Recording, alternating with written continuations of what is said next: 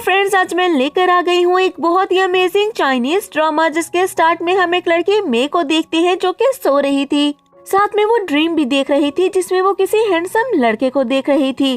तभी ड्रॉ खुलता है और एक बहुत ही तेज रोशनी बाहर आती है जहाँ से उसकी ग्रैंडमा बाहर आई थी और वो मे को जगाती है। मे कहने लगी थी रुको, मैंने अभी उसे किस नहीं किया है, लेकिन उसकी ग्रैंडमा उसे फौरन से जगा देती है तो वो उठकर बैठ गई थी।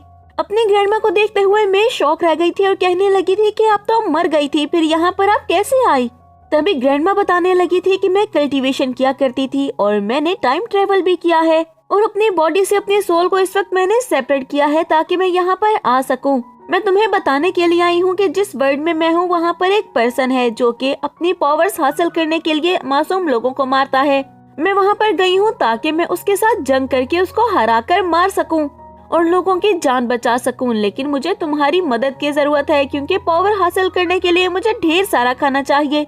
इस पर मैं कहने लगी थी कि वो सब तो ठीक है, लेकिन इतना सारा खाना मैं आपको भेजूंगी कैसे। तो ग्रैंडमा उसके सामने एक टनल ओपन कर देती हैं और कहने लगी थी कि इसके जरिए तुम खाना भेज सकती हो। तभी मैं खुश होकर उसकी तरफ जाने लगी थी तो ग्रैंडमा बोलती हैं कि इसमें टाइम ट्रेवल करने की कोशिश मत करना वरना तुम्हारी जान चली जाएगी क्योंकि तुम एक मोर्टल हो, इमोर्टल नहीं। जिसके बाद ग्रैंडमा मे को एक पिल देती है और कहने लगी थी कि इसको खा लेना, इससे तुम्हारी रीबर्थ हो जाएगी और मुझे फूड भेजना मत भूलना। ये कहकर ग्रैंडमा वहाँ से चली गई थी और मैं ग्रैंडमा को ढूंढने लगती है लेकिन उसे ग्रैंडमा कहीं भी दिखाई नहीं देती। तभी मैंने उस पिल को खा लिया था जिससे उसे काफी ज्यादा गर्मी लगने लगी थी तो वो शॉवर लेने के लिए जाती है। शॉवर लेकर जब वो बाहर आई थी तो उसे फील हो रहा था कि जैसे वो बहुत ज्यादा पावरफुल हो चुकी हो और वो कहने लगी थी कि मेरी बॉडी तो बहुत ही ज्यादा स्ट्रांग हो गई है। और इसके साथ ही मैं ये भी सोचने लगी थी कि ग्रैंडमा ने तो मुझे बहुत मुश्किल काम दिया है, इतना सारा खाना भेजने के लिए मेरे पास तो पैसे भी नहीं है। मेरे पास सिर्फ 30,000 युआन है तो मुझे लगता है कि मुझे इतने पैसों का खाना ले आना चाहिए। बाद में पैसे जमा करने के लिए मैं कुछ ना कुछ कर लूंगी। जिसके बाद हमारा सीन चेंज होता है और नेक्स्ट सीन में हम देखते हैं कि मैं रेडी होकर बाहर निकल चुकी थी। वो साइकिल को रोड पर बहुत ही तेज चला रही थी। तभी हम वहाँ पर फू की गाड़ी को देखते हैं जिसका असिस्टेंट उसे कहने लगा था कि आप फिक्र मत करें, ग्रैंडमा को दिखाने के लिए मैं कोई ना कोई लड़की ढूंढ लूंगा जिससे आप फेक मैरिज कर सके। इस पर फू बोलता है कि हाँ जल्दी करो और गाड़ी भी तेज चलाओ। तभी मैं उसकी गाड़ी के करीब पहुँच चुकी थी जिसे देखते हुए फू कहने लगा था अरे ये गाड़ी की स्पीड से कैसे चल रही है। और असिस्टेंट से कहने लगा था मैंने कहा था ना कि गाड़ी तेज चलाओ, जिस पर असिस्टेंट कहता है कि मैं फुल स्पीड पर गाड़ी चला रहा हूँ। अब मैं तो गाड़ी को भी क्रॉस कर गई थी और फू तो ये नहीं जानता था कि उसके पास सुपर पावर्स है। तभी वो असिस्टेंट से कहने लगा था कि ये लड़की काफी ज्यादा इंटरेस्टिंग है, इसका पीछा करो। लेकिन मैं अभी थोड़ा ही आगे जाती है कि गुंडों की गाड़ी ने उसका रास्ता रोक लिया था। गाड़ी से बहुत सारे गुंडे बाहर आते हैं जो कि मैं से कहने लगे थे कि जल्दी से ये जगह छोड़ दो। मैं वहाँ से फौरन से आगे निकल जाती है और वो गुंडे फू की गाड़ी के पास आ चुके थे और फू को जल्दी से बाहर निकालते हैं और उससे पैसे मांगने लगे थे। तभी मैं पीछे मुड़कर देखती है और सोचने लगी थी कि मैं ऐसे यहाँ से नहीं भाग सकती, मुझे इनकी हेल्प करनी होगी।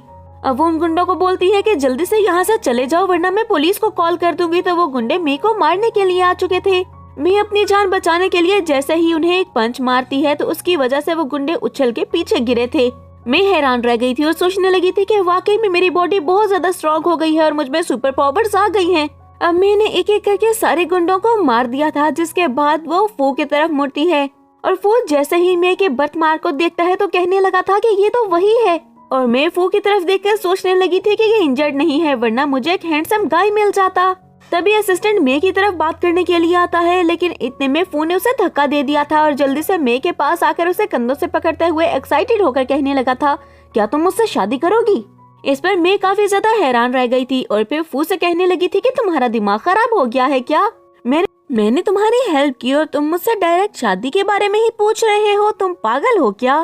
तभी फू सोचने लगा था कि क्या इसने मुझे नहीं पहचाना, इसका एटीट्यूड तो बिल्कुल बदल चुका है। और फू मे को कुछ बताने ही वाला था कि असिस्टेंट फौरन से आगे आ जाता है। कहने लगा था कि एक्चुअली इन्हें एक फेक वाइफ की जरूरत है जो कि नाटक करने में इनकी हेल्प कर सके क्योंकि फू के ग्रैंडमा की तबीयत काफी ज्यादा खराब है और उन्हें अपनी बहू को देखना है। इस पर मैं कहने लगी थी कि मेरे पास इतना वक्त नहीं है कि मैं तुम लोगों की हेल्प करती रहूं। ये कहकर वो वहां से जाने ही वाली थी जब असिस्टेंट फू से कहने लगा था कि देखिए मैंने फेक मैरिज के लिए पोस्टर बनवा लिया है, जो भी आपकी हेल्प करेगा उसे 10 मिलियन मिलेंगे। पैसों का सुनते हुए मैं फौरन से रुक चुकी थी और असिस्टेंट के पास आकर बोलती है कितने पैसे बोला तुमने। तो असिस्टेंट बोलता है 10 मिलियन। मैं काफी ज्यादा खुश हो गई थी और सोचने लगी थी 10 मिलियन, ये पैसे तो बहुत ज्यादा हैं। इससे तो मैं ग्रैंडमा को सारा फूड भेज सकती हूँ, मेरी सारी प्रॉब्लम भी सॉल्व हो जाएगी। तभी मैं हंसते हुए फू से कहने लगी थी, अरे मैंने पहले जो भी बोला उसका बुरा मत मानना, उन सारी बातों को भूल जाओ, मैं करूँगी ना तुमसे शादी। वो काफी ज्यादा खुश हो चुका था और कहने लगा था कि चलो फिर मैरिज सर्टिफिकेट लेकर आते हैं। और वो मेरे को गोद में उठाने की कोशिश करता है, लेकिन मैं इतनी ज्यादा स्ट्रांग हो चुकी थी कि वो उसको उठा ही नहीं पाया था और उसकी कमर में पेन भी स्टार्ट हो गई थी। तभी मैं बोलती है रुक जाओ, और फिर वो फू को गोद में उठाती है। जिसके बाद वो दोनों सिविल ब्यूरो गए थे और वहाँ जाकर वो मैरिज सर्टिफिकेट लेते हैं। और वो मेरे से कहने लगा था कि कल हम ग्रैंडमा से मिलने के लिए जाएंगे और मैं इसके लिए मान चुकी थी। नेक्स्ट सीन में हम मे को देखते हैं जो कि काफी सारा फूड घर लेकर आती है, लेकिन वो काफी ज्यादा थक चुकी थी। इतने में ग्रैंडमा की सोल भी वहाँ पर आ चुकी थी और मैं उनको बताने लगी थी कि देखिए मैं आपके लिए कितना ज्यादा फूड लेकर आई हूँ, लेकिन इस सब में मैं बहुत ज्यादा थक गई, इतना सारा खाना उठाना बहुत ज्यादा मुश्किल है। तभी ग्रैंडमा उसके हाथ में एक रिंग पहनाती है अपने पावर से और कहने लगी थी कि अब तुम बिल्कुल भी नहीं थकोगी, क्योंकि ये एक मैजिकल रिंग है और ये एक ट्रांसमिशन चैनल भी है, इसके थ्रू तुम आसानी से सारा फूड भेज सकती हो।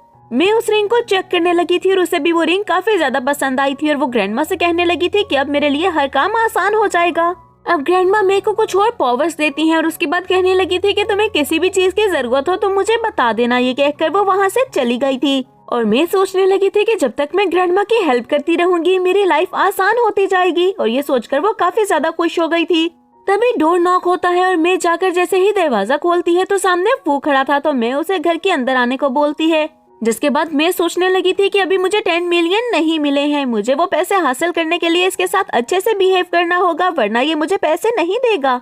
फू मेरे से कहने लगा था कि मैंने तुम्हें बोला था ना कि रेडी हो जाना, हम ग्रैंडमा से मिलने के लिए चलेंगे। ये कहकर जैसे ही वो मे की तरफ मुड़ता है तो हैरान रह गया था और सोचने लगा था कि मैंने इसे कल ही तो देखा था, लेकिन अचानक से इसकी बॉडी इतनी ज्यादा चेंज कैसे हो गई है, मुझे इसमें काफी ज्यादा चेंजिंग नजर आ रही है। और तभी वो मे की तरफ आने लगा था और मे कहने लगी थी कि तुम क्या कर रहे हो, अगर तुम मेरे करीब भी आए तो मैं तुम्हें बहुत बुरा मारूंगी और तुम जानते हो कि तुम मेरा मुकाबला नहीं कर पाओगे। अब मैं पीछे की तरफ बढ़ रही थी, तभी वो गिरने वाली थी कि फू उसका हाथ पकड़ता है और उसे गिरने से बचा लेता है।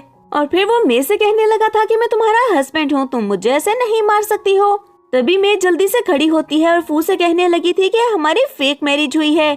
अब मे की बातें सुनते हुए फू उसको तंग करने लगा था और कहने लगा था कि मुझे बताओ कि खुद को सेल करने के लिए तुम कितने ज्यादा पैसे लोगी, क्योंकि अगर तुम बेबीज को बर्थ देती हो तो हो सकता है कि ग्रैंडमा की तबीयत और भी जल्दी ठीक हो जाए। अब मैं गुस्से से उसे बात कर ही रही थी कि तभी वो फू की तरफ देखकर कहने लगी थी कि तुम तो बीमार हो। इस पर फू बोलता है कि ये बात तो किसी को भी पता नहीं चलती, इसे कैसे पता चली। और मैं सोचने लगी थी कि ग्रैंडमा ने जो मेडिकल स्किल्स मेरे अंदर ट्रांसफर की हैं वो बहुत कमाल की हैं। और अब तंग करने की बारी मे की थी और वो फू को तंग करने लगी थी। जब फू कहने लगा था कि काफी देर हो चुकी है, हमें ग्रैंडमा से मिलने जाना है, तो मैं इसके लिए मान गई थी और रेडी होने के लिए चली गई थी। नेक्स्ट सीन में हम देखते हैं कि वो फू के घर के बाहर पहुंच चुके थे जब फू मे से कहने लगा था कि उनके सामने नॉनसेंस बातें मत करना। और फिर फू मे को हाथ पकड़ने के लिए बोलता है और वो घर के अंदर चले गए थे। तभी हम घर के अंदर का सीन देखते हैं जहाँ पर सारी फैमिली ही मौजूद थी, जिसमें फू के पेरेंट्स, उसकी आंट, उसका कजन और उसकी ग्रैंडमा थे। और आंट फू के पेरेंट्स से बोलने लगी थी कि इस बार भी फू ग्रैंडमा से मिलने के लिए नहीं आया। तभी फू इंटर करता है और कहने लगा था कि किसने कहा कि मैं ग्रैंडमा से मिलने नहीं आया। तभी अपने पेरेंट्स के सामने आकर वो अपने पेरेंट्स को बताने लगा था कि ये मेरी वाइफ है, जिसे देखते हुए उसके पेरेंट्स काफी ज्यादा खुश हो गए थे और कहने लगे थे कि तुमने शादी कर ली। लेकिन फू की बात सुनते हुए उसकी आंट का सारा मूड ही खराब हो गया था और उसका कजन मिंग वो भी काफी ज्यादा गुस्से में दिखाई दे रहा था। अब वो ये भी कहने लगा था कि ये ग्रैंडमा को ट्रीट कर सकती है, जिस पर उसकी आंट बोलती है कि बिल्कुल भी नहीं, ग्रैंडमा को ट्रीट सिर्फ मेरा बेटा कर सकता है क्योंकि उसने एक मिरेकल डॉक्टर को बुलवाया है। मिंग कहने लगा था बिल्कुल, मैंने एक मिरेकल डॉक्टर को बुलवाया है। और तभी उसकी आवाज देने पर एक मिरेकल डॉक्टर रूम के अंदर आता है जो कि कहने लगा था कि मैं इस लेडी को ठीक कर दूंगा, ये बस बूढ़ी हो गई है, इस वजह से इनकी ऐसी हालत हो गई है। लेकिन तभी उसकी बात सुनते हुए मैं कहने लगी थी कि ये डॉक्टर झूठ बोल रहा है। फू तुम्हें ये वियर्ड नहीं लग रहा क्या? फू बोलता है कि इसमें वियर्ड क्या है। तो मैं कहने लगी थी कि मेरे आते ही मिरेकल डॉक्टर भी आ गया, ये सब कुछ अजीब है, लेकिन देखो कि ये क्या करता है। लेकिन मेरे को बिल्कुल भी अच्छी फीलिंग्स नहीं आ रही थी और उसे सब कुछ खराब खराब ही लगे जा रहा था। और जब वो मिरेकल डॉक्टर ये कहने लगा था कि मुझे ग्रैंडमा को कुछ इंजेक्शंस लगाने होंगे, तो उसे मे बोलती है कि वो इंजेक्शंस तुम नहीं लगा सकते क्योंकि ग्रैंडमा को पॉइजन दिया गया है। ये बात सुनते हुए मिंग उसका मजाक उड़ाते हुए कहने लगा था कि तुमने अपने कपड़े भी देखे हैं, शक्ल से भिखारी लगती हो और तुम बता रही हो कि क्या करना चाहिए और क्या नहीं। और फू की आंट कहने लगी थी कि तुम क्या ग्रैंडमा को मारना चाहती हो। अब मैं फू की तरफ देखकर बोलती है कि मेरी बात का यकीन करो, मैं झूठ नहीं बोल रही हूँ। लेकिन आंट के कहने पर उस मिरेकल डॉक्टर ने ग्रैंडमा को वो इंजेक्शंस लगा दिए थे जिसकी वजह से उन्हें ब्लड वॉमिट होती है।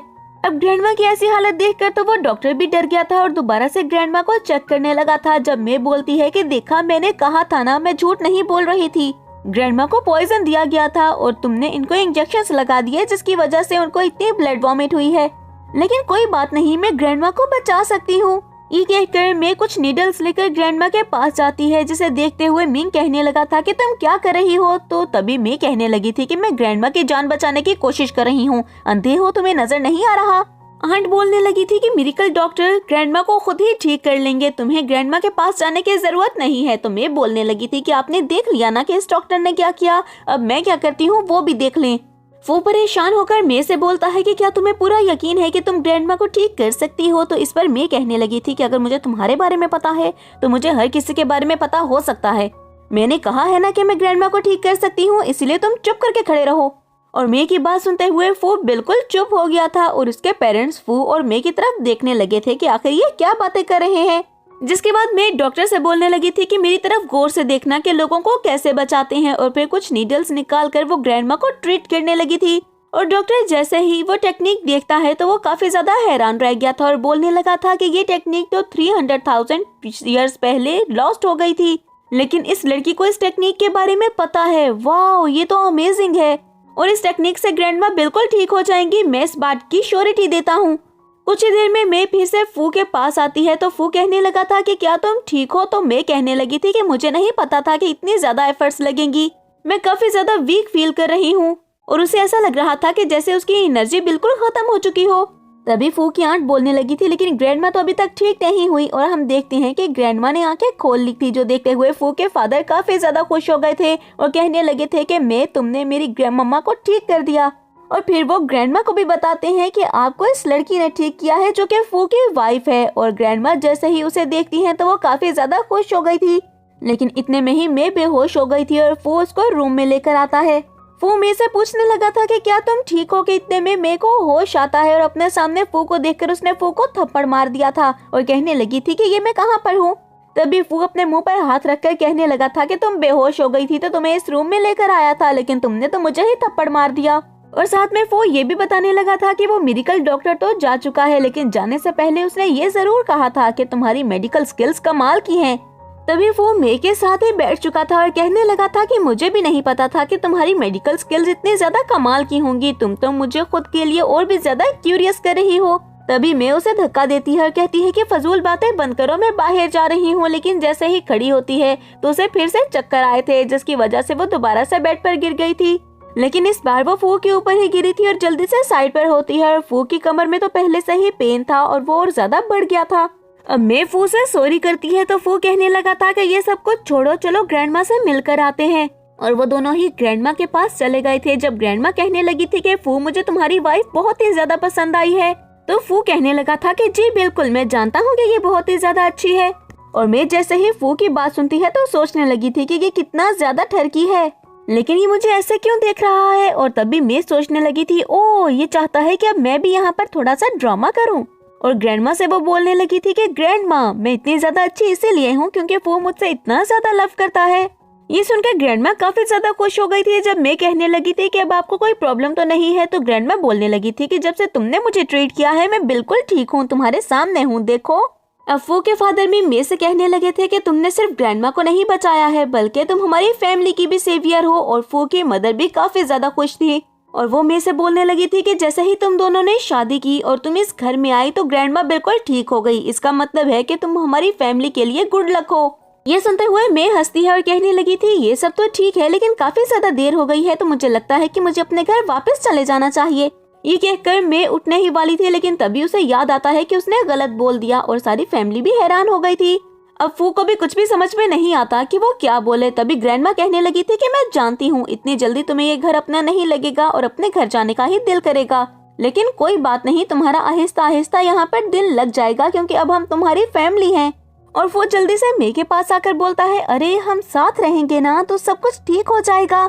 नेक्स्ट सीन में हम देखते हैं कि फू और मे दोनों अपने रूम में जा चुके थे और वहाँ पर जाकर बातें करने लगे थे। और फू फिर से मे को तंग करते हुए कहने लगा था कि हम रियल कपल बन सकते हैं। तभी मे काफी ज्यादा चिढ़ती है, लेकिन फिर वो फू से कहने लगी थी, वैसे मैं तुम्हें ट्रीट कर सकती हूँ। ये सुनते हुए फू काफी ज्यादा खुश हो गया था और कहने लगा था कि क्या सच में। दूसरी तरफ हम ग्रैंडमा को देखते हैं जो कि दरवाजे के बाहर खड़े होकर उनकी बातें सुनने की कोशिश कर रही थी कि इतने में वहाँ पर फू की मदर भी आ चुकी थी। ग्रैंडमा जैसे ही उसे देखती है तो कहने लगी थी कि तुमने तो मुझे डरा दिया, और वो दोनों मिलकर बातें सुनने लगी थी। हम मे को देखती हैं जो कि फू से बोलती है कि जल्दी से अपना ड्रेस उतारो ताकि मैं तुम्हें ट्रीट कर सकूं। इस पर फू बोलता है कि क्या ड्रेस उतारना पड़ेगा, तो मे कहने लगी थी कि क्यों, तुम क्या शाय फील कर रहे हो। तो फू हंसते हुए बोलता है कि अगर तुम ऐसा करने के लिए बोलोगी तो मैं शाय फील क्यों करूंगा। और वो जल्दी से अपना कोट उतारता है, जिसके बाद वो अपनी शर्ट के बटन खोलता है तो उसके पेट पर मे को एक स्कार नजर आया था, जिसकी वजह से वो एक फ्लैशबैक को याद करती है जब फू के पीछे कुछ गुंडे पड़े हुए थे और फू काफी ज्यादा जख्मी था। अब वो अपनी जान बचाकर भाग रहा था जब वो मे से टकरा जाता है और उसे गुंडों की आवाज सुनाई देती है जो कि कहने लगे थे कि वो इंजर्ड है, ज्यादा दूर तक नहीं भाग सकता, हम उसे भागने नहीं देंगे। और उसने मे को किस कर दिया था और वो गुंडे दूसरी तरफ चले गए थे, लेकिन मे उसको थप्पड़ मार देती है। और वो तो पहले से ही इंजर्ड था, इसलिए वो बेहोश हो गया था और मे काफी ज्यादा डर गई थी और कहने लगी थी कि मैंने तो सिर्फ एक हल्का सा थप्पड़ मारा था। जिसके बाद वो फू को अपने घर लेकर गई थी और उसको ट्रीट करती है। नेक्स्ट मॉर्निंग जब फू को होश आया था तो वो मे को देखकर डर गया था, लेकिन मे बताने लगी थी कि मैंने तुम्हारी मरहम पट्टी कर दी है, लेकिन मजीद मेडिसिन के लिए तुम हॉस्पिटल चले जाना। अब सीन प्रेजेंट में शिफ्ट होता है जहाँ पर फू बेड पर लेट चुका था और मे सोचने लगी थी कि इतना इत्तेफाक तो नहीं हो सकता। और उसके बाद वो अपने कोट के बटन खोलती है तो फू कहने लगा था कि ये क्या कर रही हो, तो वो कहने लगी थी कि इसको पहनते हुए मैं सही से काम नहीं कर सकती। और अपना कोट उतार कर वो फू को ट्रीट करने लगती है और फू को एक दफा तो इतनी जोर से मारती है कि उसके मुंह से चीख निकल गई थी, जो कि ग्रैंडमा और उसकी मदर सुनती हैं और वो काफी ज्यादा खुश हो गई थी और कहने लगी थी कि बहुत जल्द हमें हमारा ग्रेट ग्रैंडसन मिलने वाला है। दूसरी तरफ हम फू की एंट और मिंग को देखते हैं जो कि प्लानिंग कर रहे थे कि इस लड़की को इस घर से बाहर कैसे निकालें, आखिर ये है कौन और कैसे यहाँ पर आ गई है। अब हमारा सीन फिर से फू पर शिफ्ट होता है जिसकी बॉडी बहुत ही ज्यादा हॉट होने लगी थी और वो मे को बोलता है कि प्लीज मेरी हेल्प करो। और मैं सोचने लगी थी कि इसे अचानक से क्या हो गया, अभी तो ये बिल्कुल ठीक था। नेक्स्ट मॉर्निंग हम फू को देखते हैं जो कि कंबल ओढ़कर बैठा हुआ था और उसके फादर उसे पूछते हैं कि ये तुम्हें क्या हो गया और तुम्हारे लिप्स पर क्या हुआ है। तभी वो फ्लैशबैक को याद करता है कि जब उसने मे को किस किया था लेकिन मे ने उसे बाइट कर दिया था। और फिर वो बोलती है कि मेरे पास एक और तरीका है और उसने फू को ठंडे पानी से शॉवर लेने को बोला था, जिसकी वजह से अब फू को सर्दी लगने लगी थी। अब मे फू को चाय देती है, लेकिन फिर फू की तरफ देखकर कहने लगी थी कि नहीं पीना चाहते तो कोई बात नहीं, मैं ही पी लेती हूँ। अब ग्रैंडमा मे से बेबी की बातें करने लगी थी और मे काफी ज्यादा हैरान थी और कहने लगी थी कि ये आप क्या बोले जा रही हैं। तभी ग्रैंडमा बोलती हैं कि ट्विंस बुरे नहीं हैं, मुझे वो भी अच्छे लगेंगे। और ये बात सुनते हुए मे का तो निवाला ही अटक गया था। और अब फू की मदर कहने लगी थी कि मम्मा आपको नहीं पता है कि ऐसे यंग बच्चियां जैसे कि मे है जो कि प्लेस देखती हैं और नॉवेल्स पढ़ती हैं, उनके तो 4 या फिर 5 बेबीज होते हैं। और हमारी फू फैमिली का बिजनेस तो इतना ज्यादा बड़ा है तो हमें कोई प्रॉब्लम भी नहीं होगी, जितने मर्जी बेबीज आ जाएं। और ये बातें सुनकर मे और फू का तो हल्की खुश हो चुका था। वो सब मे की तरफ देखते हैं तो मे कहने लगी थी कि अगर आप लोग खुश हैं तो ठीक है, ऐसा ही सही, लेकिन ये उसने किस दिल से बोला था ये सिर्फ वही जानती थी। और हम दरवाजे में खड़े मिंग को देखते हैं जो कि उनकी बातें सुनकर गुस्से से वहाँ से चला गया था। जिसके बाद फू और मे वहाँ से बाहर निकल गए थे और गार्डन में वॉक करते हुए मे कहने लगी थी कि ग्रैंडमा तो हमारे बारे में गलत सोच रही है। तो फू बोलता है कि उन्हें गलत सोचना भी चाहिए, तुम्हें किसने कहा था कि मेरे लिप्स पर बाइट करो। अब फू की बातें सुनते हुए मे कहने लगी थी कि इसमें मेरा कोई कसूर नहीं है, सब कुछ तुम्हारी वजह से हुआ था। और फिर आपस में बातें करते हुए मे वहाँ से जाने वाली थी, लेकिन फू की तरफ मुड़ते हुए बोलती है तुम्हें उस पर्सन को ढूंढना होगा जिसने ग्रैंडमा को पॉइजन दिया। तभी फू कहने लगा था कि तुम बिल्कुल भी फिक्र मत करो, मैं उस पर्सन को ढूंढ लूंगा। तो मैं वहाँ से हंसते हुए चली गई थी और असिस्टेंट फू के पास आता है और कहने लगा था कि हम उस लड़की को बहुत जल्द ढूंढ लेंगे जिस लड़की ने आपकी जान बचाई थी। तो फू बोलता है कि अब उस लड़की को ढूंढने की कोई जरूरत नहीं है और असिस्टेंट तो फू की बात सुनते हुए हैरान रह गया था और सोचने लगा था कि पिछले 1-1.5 साल से इसने हमारी जान अजाब की हुई है और अब कह रहा है कि कोई जरूरत नहीं है ढूंढने की। अब हमारा सीन चेंज होता है और हम मे को देखते हैं जो कि अपने घर जा चुकी थी और जाकर वो कुछ गुड्स ट्रांसफॉर्म करती है और फिर उसने ट्रांसमिशन चैनल के थ्रू वो भेज दिए थे। तभी उसकी ग्रैंडमा की सोल उसके सामने आती है। अब मे की ग्रैंडमा उससे पूछने लगी थी कि तुम कल रात वापस क्यों नहीं आई, तो मे उनको कुछ भी बता पाती कि ग्रैंडमा कहती है कि मैं खुद ही पता लगा लेती हूँ। और जैसे ही वो अपनी पावर्स यूज करती है तो खुश होते हुए मे से कहने लगी थी तुमने शादी कर ली है मे। तभी मे समझाने लगी थी नहीं ऐसे कोई बात नहीं है, मैंने और फू ने फेक मैरिज की है। हम रोड पर मिले थे और उसे लगा कि मैं ही उसकी वाइफ का रोल अच्छे से प्ले कर सकती हूँ, इसीलिए उसने मुझे सबके लिए मना लिया। लेकिन ग्रैंडमा कहने लगी थी कि कितना अच्छा हो अगर ये फेक मैरिज ट्रू मैरिज में बदल जाए तो। ग्रैंडमा की बात सुनते हुए मैं शर्माने लगी थी और फू को याद करने लगी थी, जिसके बाद वो ग्रैंडमा से बोलती है कि अभी मैं सिर्फ आपकी हेल्प करना चाहती हूँ, आप बताएं कि आपको भी किस चीज की जरूरत है। तो ग्रैंडमा अपनी जरूरत की चीजें बताने लगी थी। अब ग्रैंडमा मे से बोलती है कि मुझे कुछ इक्विपमेंट्स की जरूरत है जो कि तुम मुझे ला कर दोगी, और वेपन्स भी। ये बात सुनते हुए मैं कहने लगी थी ग्रैंडमा ये सारी चीजें मैं कहाँ से लेकर आऊंगी, आपको पता है ना ये इल्लीगल है। तभी ग्रैंडमा कहने लगी थी अरे ये सब चीजें तो दूसरे वर्ल्ड में काम भी नहीं करती, तुम्हें क्या लगता है कि मैं तुमसे गन्स मंगवाऊंगी या फिर ग्रेनेड। जिन वेपन्स की मैं बात कर रही हूँ उसमें कुछ जेड्स आते हैं जिसके अंदर हम स्पिरिचुअल पावर्स को स्टोर कर सकते हैं, क्योंकि दूसरे वर्ल्ड में सिर्फ स्पिरिचुअल पावर से काम करती हैं और उन जेड के सामने तो और गन्स और बॉम्ब भी कुछ नहीं कर सकते। अब ग्रैंडमा मे को कुछ और पावर्स देती हैं, जिसके बाद वो वहाँ से चली गई थी और मैं अपनी पावर्स को चेक करने लगी थी। तभी अपनी पावर्स को चेक करते हुए उसे फील होता है जैसे कि दरवाजे के बाहर कोई खड़ा है, और वो कहने लगी थी कि इतना जाना पहचाना क्यों है, और जाकर दरवाजा खोलती है। सामने फू को देखकर अचानक से उसका पाँव स्लिप होता है और मैं नीचे जमीन पर गिरने वाली थी और फू उसको बचाने की कोशिश करता है, लेकिन फू उसको पकड़ नहीं पाया था और मैं नीचे जमीन पर गिर जाती है। फू घर के अंदर आता है और मे को देखते हुए ऐसे रिएक्ट करने लगा था जैसे कुछ हुआ ही नहीं, और मे के सर पर काफी ज्यादा चोट लग चुकी थी और फू को ऐसे बिहेव करता देखकर उसे काफी ज्यादा गुस्सा भी आया था। मे जैसे ही फू को देखती है तो कहने लगी थी कि इसके 6 पैक तो बहुत ही ज्यादा अच्छे हैं, और फिर फू से पूछती है कि तुम यहाँ पर क्या करने के लिए आए हो। तो फू बताने लगा था कि ग्रैंडमा ने मुझे यहाँ पर भेजा है ताकि तुम्हें एनुअल जेड कॉन्फ्रेंस में लेकर जा सकूं। तभी मैं सोचने लगी थी कि ग्रैंडमा मुझे जो पावर्स देकर गई हैं उनका यूज करते हुए मैं आसानी से उस जेड को पहचान सकती हूँ, तो मुझे चलना चाहिए। और वो फू के साथ जाने के लिए रेडी हो चुकी थी, जिसके बाद हमारा सीन चेंज होता है और नेक्स्ट सीन में हम फू की आंट और उसके कजन मिंग को देखते हैं जो कि उसी जेड कॉन्फ्रेंस में थे। और मिंग की मदर कहने लगी थी कि आज की जेड कॉन्फ्रेंस फू फैमिली के लिए बहुत ही ज्यादा इम्पोर्टेंट है, लेकिन हम उनका ये दिन बर्बाद कर देंगे और फिर उनको एहसास होगा कि उन्होंने किससे पंगा लिया है। इतने में वहाँ पर फू और मे भी आ चुके थे और सब लोग उनको देखने लगे थे, और उन्हें जैसे ही पता चलता है कि फू और मे की शादी हो चुकी है तो वो सब काफी ज्यादा हैरान हो चुके थे और कहने लगे थे कि इनकी अचानक से शादी कैसे हो गई। और फू की आंट कहने लगी थी कि मैंने सोचा भी नहीं था कि फू तुम्हें साथ लेकर आ जाएगा मे। और वो मे की इंसल्ट करने लगी थी, जिस पर मे बोलती है कि मैंने आपको कभी कुछ नहीं कहा और ना ही कभी आपसे बदतमीजी की, तो आप मेरे साथ ऐसा बिहेव क्यों करती हैं, हम एक ही तो फैमिली हैं। और आपको क्या लगता है कि मैंने क्या पूरी जिंदगी में ऐसी चीजें नहीं देखी होंगी? अगर मैंने नहीं देखी तो फिर पूरी जिंदगी में आपने भी ऐसी चीजें नहीं देखी होंगी, इसीलिए तो आप ऐसी बातें कर रही हैं। और फू भी कहने लगा था कि मैंने मे से शादी की है और वो मेरी वाइफ है और वो फैमिली का भी हिस्सा है, इसीलिए कोई भी इसको कुछ नहीं बोल सकता। और इसके साथ ही उसने मे का हाथ भी पकड़ लिया था। और फिर वो अपनी आंट से बोलता है कि आप एल्डर हैं, इसीलिए एल्डर्स की तरह ही बिहेव करें और लोगों को ये कहने पर मजबूर मत करें कि आप कितनी अनएजुकेटेड हैं। ये सुनते हुए फू की आंट को काफी ज्यादा गुस्सा आ गया था। वो कहने लगी थी कि तुम्हारी हिम्मत कैसे हुई मुझे अनएजुकेटेड कहने की, और मिंग भी गुस्सा करने लगा था। तभी फू बोलता है कि तुम इतना गुस्सा क्यों कर रहे हो, मैंने तो सच ही बोला है। और मैं उसकी बात सुनते हुए कहने लगी थी कि तो काफी ज्यादा स्ट्रॉन्ग है और किसी से भी नहीं डरता। अब हम फू की आंट को देखते हैं जो कि फू को कहने लगी थी कि तुम जो मर्जी कर लो लेकिन मेरे बेटे से जीत नहीं सकते हो। आज के इस कॉन्फ्रेंस में मेरा बेटा ही सबसे अच्छा जेड चूज करेगा। जिस पर फू कहने लगा था कि मेरा इससे कोई कंपटीशन नहीं है, अगर आप चाहती हैं तो ठीक है ये चूज कर सकता है, मुझे इससे कोई प्रॉब्लम भी नहीं है। ये बात सुनते हुए फू की आंट को और भी ज्यादा गुस्सा आ गया था और वो कहने लगी थी कि तुम मेरे बेटे से कम्पीट करना चाहते हो, तुम्हारी औकात है क्या?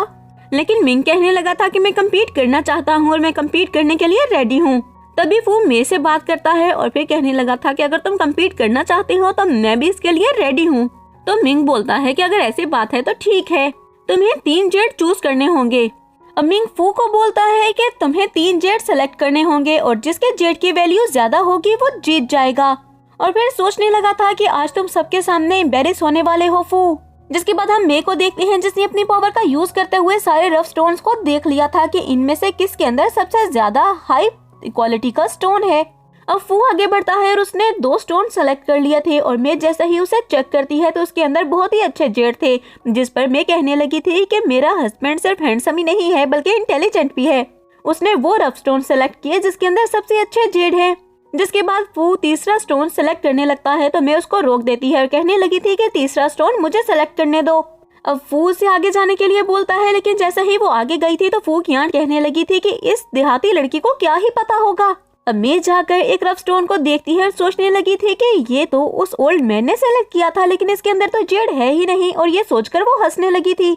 और फिर एक रफ स्टोन सेलेक्ट करके वापस आ गई थी और फू को कहने लगी थी कि फिक्र मत करना, हम ही जीतेंगे। मिंग उनकी बातें सुनता है और कहने लगा था कि तुम्हें खुद पर कुछ ज्यादा ही प्राउड है, लेकिन फिक्र मत करो, मैं तुम्हें जीतने नहीं दूंगा क्योंकि जीतूंगा तो मैं ही। अब उन स्टोन्स को चेक करने की बारी आ गई थी और जैसे ही एक लेडी उन स्टोन्स को कट करती है तो पहले स्टोन में जेड था, जिसे देखते हुए आंट मे की तरफ देखते हुए कहने लगी थी, देखा मैंने कहा था ना कि मेरे बेटे पर शक मत करना, वो बहुत ही ज्यादा इंटेलिजेंट है।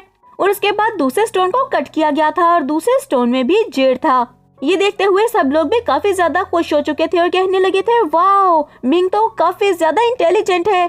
और मिंग कहने लगा था कि तुम लोग तो मुझे हराना चाहते थे और मेरे तीसरे स्टोन में भी जेड है, तो तुम लोग तो भी हार गए, अब बताओ कि क्या करोगे। तो मैं बोलती है कि तुम्हें किसने कहा कि तुम्हारे तीसरे स्टोन में भी जेड है।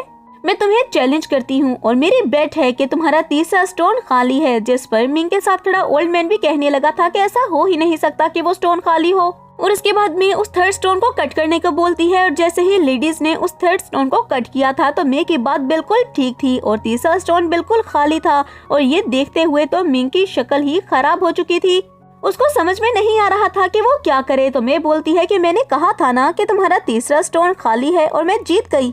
अब मिंग के साथ खड़ा ओल्ड मैन कहता है कि मैं तुम्हारी बात पर यकीन नहीं करता। तो मे कहने लगी थी कि तुम क्या चीटिंग करना चाहते हो। और ये सुनकर फू को भी गुस्सा आ चुका था और फू जैसे ही उस ओल्ड मैन को गुस्से से देखता है तो वो ओल्ड मैन कहने लगा था कि आप गलत समझ रहे हैं, मैं भला आपके खिलाफ कैसे जा सकता हूँ। जिसके बाद फू आंट और मिंग की तरफ देखकर बोलता है कि आपको मे से अपोलोजाइज करना होगा क्योंकि आपने इनसे बहुत ज्यादा बदतमीजी की। तो आंट कहती हैं कि तुम्हें क्या लगता है कि मैं पब्लिक में इससे अपोलोजाइज करूंगी, तुम्हें मेरी इज्जत का कोई ख्याल नहीं है। तो फू कहने लगा था कि आपने गलती की है तो आपको माफी मांगनी होगी। लेकिन मिंग फिर से मे के बारे में बुरा भला बोलने लगा था तो मे कहने लगी थी कि सबके सामने तुम्हें मुझसे माफी तो मांगनी होगी और इसके लिए मैं तुम्हें मजबूर कर दूंगी। और वो फिर से उन रफ स्टोन्स के पास चली गई थी और दूसरी तरफ से वो ओल्ड मैन भी चला गया था। तभी फू सोचने लगा था कि क्या सच में तुम्हें जेड्स के बारे में पता है मे। अब ओल्ड मैन एक स्टोन सेलेक्ट करता है जिसको जैसे ही कट किया गया था तो उसमें बहुत ही वैल्यूएबल जेड था, जो देखकर सब काफी ज्यादा खुश हो गए थे। और ओल्ड मैन कहने लगा था कि अब तुम जितना भी कीमती जेड सेलेक्ट कर लो लेकिन तुम मुझे हरा नहीं पाओगी। इस पर मैं कहने लगी थी तुम बहुत ही ज्यादा नॉइजी हो। और फिर चारों तरफ देखते हुए उसने एक रफ स्टोन को सेलेक्ट कर लिया था, जो देखते हुए फू की आंट हंसने लगी थी कि इस लड़की को कुछ भी नहीं पता है, इसने वो रफ स्टोन सेलेक्ट किया जो कि खाली है। लेकिन फू बोलता है कि मुझे मे पर पूरा यकीन है और मैं स्टोन को जरूर कट करवाऊंगा।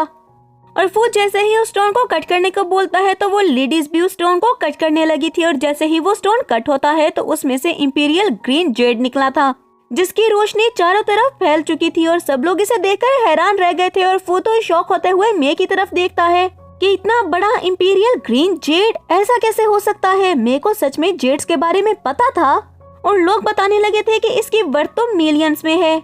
और वो ओल्ड मैन मे की तरफ देखता है और कहने लगा था कि मैं मान गया कि तुमने अच्छा जेड सेलेक्ट किया है और मैं हार चुका हूँ। और ये देखते हुए मिंग और उसकी मदर भी शॉक रह गए थे और उन्हें तो समझ ही नहीं आ रहा था कि वो अब क्या बोले। यहाँ तक कि मिंग की मदर को तो चक्कर ही आने लगे थे और अगर उन्हें कोई ना संभालता तो शायद वो बेहोश हो जाती। और मैं कहने लगी थी मैंने क्या कहा था कि आपको मुझसे अपोलोजाइज करना होगा। तभी फू कहता है कि जल्दी से इससे अपोलोजाइज करें। तो उसकी आंट बोलती हैं कि तुम मुझे ऐसा करने को बोल रहे हो। तो फू कहने लगा था आपने सुना नहीं जो मैंने कहा। तो तभी उसकी आंट और मिंग जल्दी से अपोलोजाइज करके फौरन से वहाँ से चले गए थे। नेक्स्ट सीन में हम देखते हैं कि फू और मिंग घर आ चुके थे और ग्रैंडमा के सामने बैठकर ग्रैंडमा से बातें करने लगे थे और ग्रैंडमा को बताते हैं कि आंट ने सबके सामने मेरे से अपोलोजाइज किया। इस पर ग्रैंडमा कहने लगी थी कि वो जैसे तुम्हें तंग करती थी उसके साथ ऐसा ही होना चाहिए था, अगली बार वो तुम्हारे रास्ते में बिल्कुल भी नहीं आएगी। और उसके बाद हम देखते हैं कि फू के सारे फैमिली मेंबर्स ही डिसाइड करने लगे थे कि उन्हें कब सबके सामने वेडिंग अनाउंस करनी है। ये सुनकर मैं तो काफी ज्यादा परेशान हो गई थी और वो फू को लेकर रूम में जाती है और कहने लगी थी कि हमारी मैरिज तो फेक है, तो फिर हम सबके सामने कैसे वेडिंग अनाउंस कर सकते हैं। तो फू कहता है कि इसमें प्रॉब्लम क्या है। तो मैं कहने लगी थी कि अगर सबके सामने वेडिंग अनाउंस हो गई तो इसका मतलब है कि हम रियल कपल बन जाएंगे। फू उसकी तरफ बहुत ही गौर से देखने लगा था। तो तभी मैं बोलती है फिर तुम्हें मुझे एक्स्ट्रा पे करना होगा, और फू की हंसी छूट गई थी। तभी उसे मैं बोलती है अरे तुम हंस क्यों रहे हो, मैं बहुत ज्यादा सीरियस हूँ। देखो जब सब लोग देखेंगे कि मैंने तुमसे शादी की है तो फ्यूचर में मुझे कोई भी नहीं मिलेगा जिससे मैं शादी कर सकूँ। जाहिर सी बात है मुझे इसके चार्जेस तो चाहिए ना। फू उसकी बातें सुनते हुए अपनी हंसी रोकते हुए कहता है मुझे तुम चाहिए हो। ये बात सुनते हुए मैं बोलती है कि ये तुम क्या बोले जा रहे हो। तो फू उसके करीब आता है और कहने लगा था कि मैं कहना चाहता हूँ कि मुझे तुम चाहिए हो और कुछ भी नहीं। तुम्हारे होते हुए मुझे किसी चीज की जरूरत नहीं है और मेरे होते हुए तुम्हें किसी को ढूंढने की जरूरत नहीं है। क्या तुम सच में मेरी वाइफ बनोगी? अब मेरे को कुछ भी समझ में नहीं आता कि वो क्या रिप्लाई करे, और वो इतना ज्यादा कंफ्यूज हो चुकी थी कि कहने लगी थी काफी ज्यादा लेट हो गई है, मुझे जाना चाहिए, काफी ज्यादा लेट हो गई है, तुम भी जाकर सो जाओ। और जल्दी से वहाँ से जाने के लिए निकलती है। अब मैं जैसे ही बाहर आई थी तो गहरी गहरी सांसें लेने लगी थी और सोचने लगी थी कि ये मुझे क्या हो रहा है, मेरे दिल की धड़कन इतनी ज्यादा तेज क्यों है, मुझे तो कुछ भी समझ में नहीं आ रहा। क्या मैं फू को लाइक करने लगी हूँ? नहीं नहीं, ऐसा कैसे हो सकता है। मैं अभी यही सारी बातें सोच रही थी कि तभी वहाँ पर फू की गाड़ी आ चुकी थी, जो कि रोकते हुए अपनी गाड़ी का शीशा नीचे करते हुए कहने लगा था कि गाड़ी में बैठ जाओ, मैं तुम्हें घर तक छोड़ देता हूँ। तो मैं उसे मना करती है, लेकिन फू के दोबारा कहने पर मैं गाड़ी में बैठ चुकी थी। गाड़ी में बैठते हुए मैं फू से कहने लगी थी कि मुझे तुमसे कोई बात करनी है। तो उसे फू बोलता है कि बताओ तुम क्या कहना चाहती हो। तो मैं चुप कर जाती है। तभी फू कहने लगा था कि मुझे पता है तुम मनी के बारे में ही बात कर रही होगी, तो मैंने तुम्हारी मनी बढ़ाने का प्लान कर लिया है। और इसके साथ ही वो मेरे को ये भी बताने लगा था कि जो जेड स्टोन तुमने सेलेक्ट किया था वो बहुत ही ज्यादा महंगा बिका है, और वो जितने पैसों में बिकेगा और जितने पैसे मेरे पास आएंगे वो सारे ही मैं तुम्हें ट्रांसफर कर दूंगा। अब ये सारी बातें करते हुए फू कहने लगा था कि एक बात बहुत ही ज्यादा वियर्ड है, तुम देखने में तो बिल्कुल नॉर्मल लगती हो लेकिन तुम नॉर्मल हो नहीं। तुम मेडिसिन में इतनी ज्यादा स्किल्स रखती हो, तुम्हें जेड्स के बारे में पता है और कौन कौन से टैलेंट्स हैं तुम्हारे पास। कभी कभी तो मुझे ऐसा लगता है कि जैसे तुम्हारे पास सुपर पावर्स हों। तभी मैं काफी ज्यादा घबरा गई थी और बात को टाल देती है। फिर सोचने लगी थी कि अगर अपने सीक्रेट्स में तुम्हें बता भी दूं तो उससे क्या फायदा होगा, तुम तो मुझ पर यकीन ही नहीं करोगे। और उसके बाद वो फिर से फ्लैशबैक को याद करती है, जिसके बाद फू और मैं आगे घर की तरफ बढ़ चुके थे। नेक्स्ट मॉर्निंग हम मिंग को देखते हैं, जिसका असिस्टेंट उसके पास आया था और बताने लगा था कि मैंने मे के बारे में सारी इन्फॉर्मेशन निकाल ली है। वो एक ऑर्डिनरी फैमिली से बिलोंग करती है और उसमें कुछ भी स्पेशल नहीं है। इसको पढ़ते हुए मिंग हंसने लगा था और फिर मिंग कहने लगा था कि मुझे तो पहले ही पता था ये लड़की एक ट्रैश है। जिसके बाद हमारा सीन चेंज होता है और हम फू और मे को फिर से गाड़ी में देखते हैं, जहाँ पर वो एक दूसरे से बात कर रहे थे। और फू जैसे ही मे के करीब आता है तो उसे असिस्टेंट की कॉल आ गई थी, जिस पर उसे काफी ज्यादा गुस्सा आता है। लेकिन असिस्टेंट बताने लगा था कि ग्रैंडमा को जिसने पॉइजन दिया था मुझे उसके बारे में कुछ कुछ पता चल चुका है, मुझे लगता है कि ये आपकी हेल्प करेगा। ये बात सुनते हुए फू कहने लगा था कि ठीक है मैं आता हूँ। उसके फोन बंद करते ही मैं उससे कहने लगी थी कि तुम मुझे किसी सीक्रेट के बारे में बताने लगे थे। तो तभी फू बोलता है कि हाँ बताने तो वाला था, लेकिन अब मुझे जल्दी से जाना होगा, मैं तुमसे बाद में बात करता हूँ। और ये कहते हुए वो मे को ड्रॉप करते हुए वहाँ से निकल गया था। तभी मैं बोलती है पता नहीं ये क्या बात करने वाला था, और उसके हाथ से जेड ब्रेसलेट गिरता है, जिसको देखकर उसे फिर से फू की याद आने लगी थी जब उसने उसकी हेल्प की थी, क्योंकि वो पेंडेंट उसका ही था। अब मैं अपने घर जाती है तो उसकी ग्रैंडमा उससे फिर से मिलने के लिए आ चुकी थी। और तभी मैं उनसे कहने लगी थी कि आपको किसी भी चीज की जरूरत हो तो आप मुझे बता सकती हैं, मैं हमेशा आपकी हेल्प करूंगी। अब ग्रैंडमा के सोल के जाने के बाद हम देखते हैं कि मे को मिंग की कॉल आई थी, और जैसे ही वो कॉल अटेंड करती है तो मैं कहने लगी थी कि मिंग तुमने मुझे कॉल क्यों की। मिंग बोलता है कि मुझे तुमसे कुछ बात करनी है। तो उसकी बात सुनते हुए मैं कहने लगी थी कि मुझे तुमसे कोई बात नहीं करनी है। तो मिंग कहने लगा था कि मुझे तुम्हारे बारे में कुछ पता चला है, क्या तुम्हें अभी भी मुझसे बात नहीं करनी है। ये बात सुनते हुए मैं परेशान हो गई थी और सोचने लगी थी कि कहीं इसे मेरी और फू की फेक मैरिज का तो पता नहीं चल गया। तभी वो मिंग से कहती है कि मुझे बताओ कि तुम्हें क्या बात करनी है। तो मिंग उसे एक एड्रेस देता है और उसे बार में आने के लिए कहता है, और कॉल बंद करते हुए सोचने लगा था कि कोई भी मुझे मेरे मकसद को हासिल करने से नहीं रोक सकता है। जबकि दूसरी तरफ हम मे को देखते हैं जो कि रेडी होकर वहाँ जाने के लिए निकल चुकी थी। अब मैं जाकर मिंग से बोलती है कि मुझे बताओ कि तुमने मुझे यहाँ पर क्यों बुलाया है। तभी मिंग वाइन का ग्लास लेकर आता है और मे को वो पीने के लिए कहता है, लेकिन मे ने पीने से मना कर दिया था। तो मिंग कहने लगा था कि अगर तुम वाइन का ये ग्लास नहीं पियोगी तो मैं वो बात नहीं करूंगा जो कि तुमसे करने वाला हूँ। ये सुनते हुए मे ने जल्दी से वो वाइन का ग्लास पी लिया था।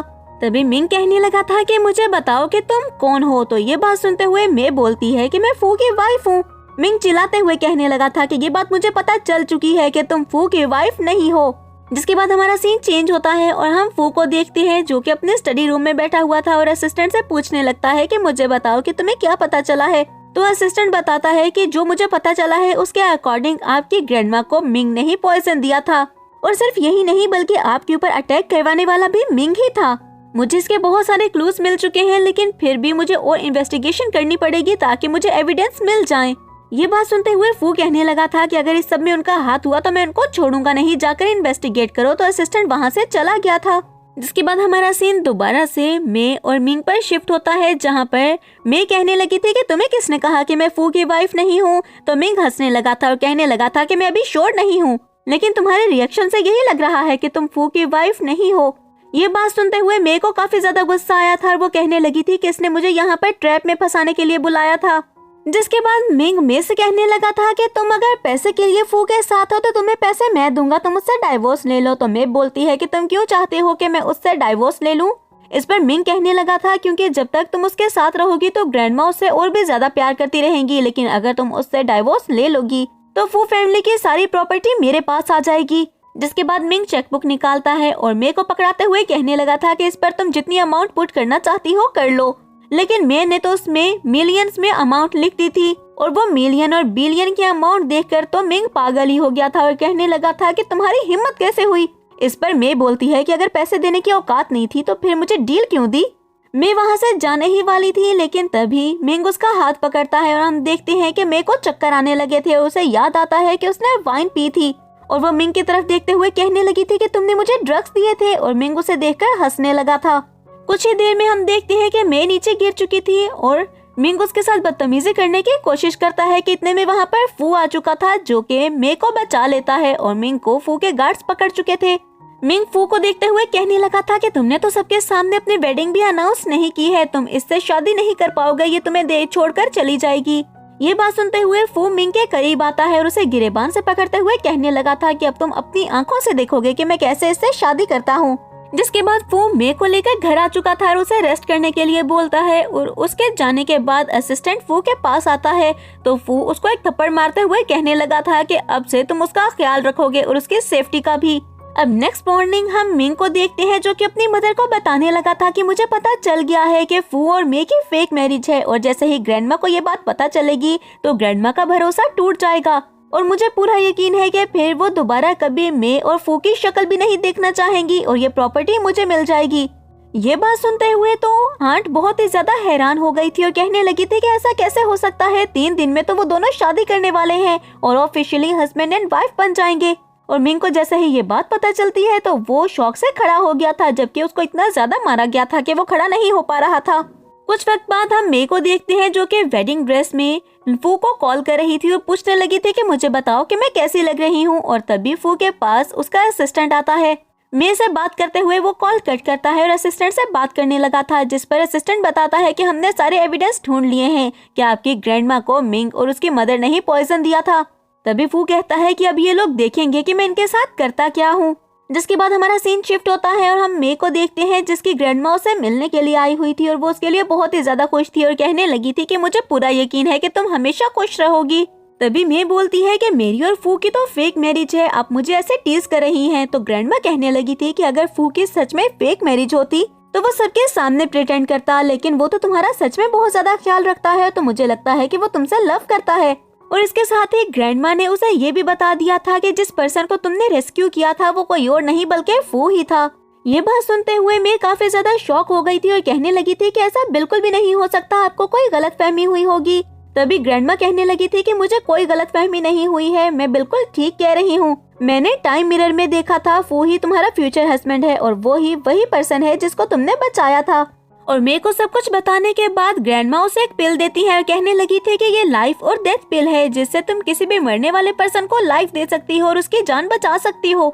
जिसके बाद हमारा सीन चेंज होता है और नेक्स्ट सीन में हम मिंग को देखते हैं जो कि अपनी मदर से कहने लगा था कि हमें इस बात से केयरफुल रहना होगा कि फू को हमारे बारे में पता न चले। अगर उसे हमारे सच के बारे में पता चल गया तो हमें धक्के देकर फू फैमिली से बाहर निकाल दिया जाएगा। मुझे लगता है कि हमें फू को इस दुनिया से ही खत्म कर देना चाहिए। और वो अपनी मदर के साथ मिलकर एक प्लान बनाता है और नेक्स्ट सीन में हम देखते हैं कि फू कहीं जा रहा था जब उसके सामने एक ट्रक आ जाता है और फू का बहुत ही बुरा एक्सीडेंट हो चुका था। अब फू जख्मी रोड पर पड़ा हुआ था और इतने में वहाँ पर मैं भी पहुँच चुकी थी और फू को इस हालत में देखकर काफी ज्यादा परेशान हो गई थी। अब फू को बहुत ज्यादा पेन होने लगा था और मैं उसके पास आ जाती है तो फू उसको बताने लगा था कि मेरा सीक्रेट ये है कि तुम ही वो हो जिससे मैं लव करता हूँ। और वहीं पर बैठकर वो मे को प्रपोज करता है और उसको रिंग भी पहना दी थी। और इसके साथ ही फू मर जाता है और जैसे ही फू मरता है तो मिंग को भी कॉल आ गई थी और इस कॉल को सुनते हुए मिंग और उसकी मदर काफी ज्यादा खुश हो गए थे कि फू मर गया। अब इस फैमिली की सारी प्रॉपर्टी हमारी होने वाली है। और अपनी मदर के साथ बहुत ही खुश होकर वो फू के पेरेंट्स और उसके ग्रैंडमा के पास जाता है और बताने लगा था कि अब फू वापस नहीं आएगा और ना ही यहाँ पर कोई शादी होगी क्योंकि फू तो मर चुका है। ग्रैंडमा को इस बात पर बिल्कुल भी यकीन नहीं आया था तो आंट कहने लगी थी कि हम बिल्कुल सच कह रहे हैं, फू मर चुका है और ग्रैंडमा से ये बात बिल्कुल बर्दाश्त नहीं हुई थी। तभी मिंग कहने लगा था कि मैं बहुत ही ज्यादा सैड हूँ लेकिन हम क्या कर सकते हैं, फू अब इस दुनिया में नहीं रहा और अब फू ग्रुप का प्रेसिडेंट मैं हूँ। इतने में फू की आवाज आती है जो कि कहने लगा था कि क्या तुम श्योर हो कि तुम ही फू ग्रुप के प्रेसिडेंट हो। ये आवाज सुनते हुए मिंग तो हैरान ही रह गया था और पीछे मुड़कर फू को देखता है और तभी हम फ्लैशबैक देखते हैं जब ने फू को वो मेडिसिन खिला दी थी।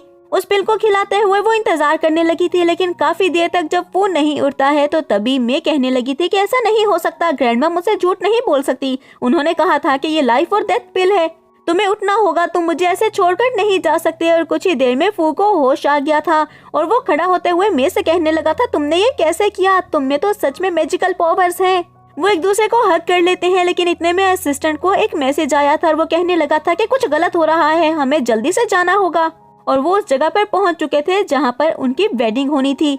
अब उस जगह पर पहुंचते हुए फू सबको एविडेंस दिखाता है और बताने लगा था कि बार बार मिंग ने मुझ पर अटैक करके मुझे मारने की कोशिश की है। ये बात सुनते हुए सब हैरान रह गए थे और ग्रैंडमा तो बहुत ज्यादा परेशान हो गई थी जब मिंग पागलों की तरह हंसने लगता है। वो पूछता है कि तुमने ऐसा क्यों किया तो वो और भी ज्यादा हंसने लगा था और कहता है कि तुम मुझसे ये पूछ रहे हो कि मैंने ये क्यों किया, तुम्हें इसका आंसर चाहिए क्या? जब से मेरे फादर इस दुनिया से गए हैं तुम लोगों ने मुझे और मेरी मदर को इग्नोर किया, हमें कुछ भी तो नहीं मिला। हाँ मैं मानता हूँ कि मैंने ग्रैंडमा को भी पॉइजन दिया था और तुम्हें बार बार मारने की कोशिश की लेकिन मुझे इस बात का जरा भी रिग्रेट नहीं है।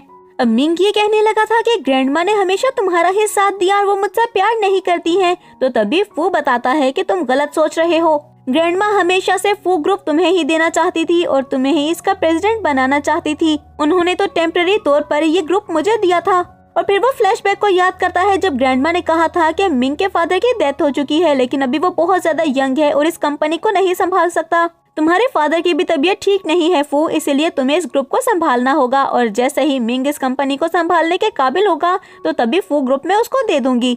अब फू जैसे ही मिंग को ये बात बताता है तो मिंग शॉक रह गया था और फू कहने लगा था कि तुमने पैसे के लिए ग्रैंडमा को ही मारने की कोशिश की, तुम कितने ज्यादा घटिया इंसान हो।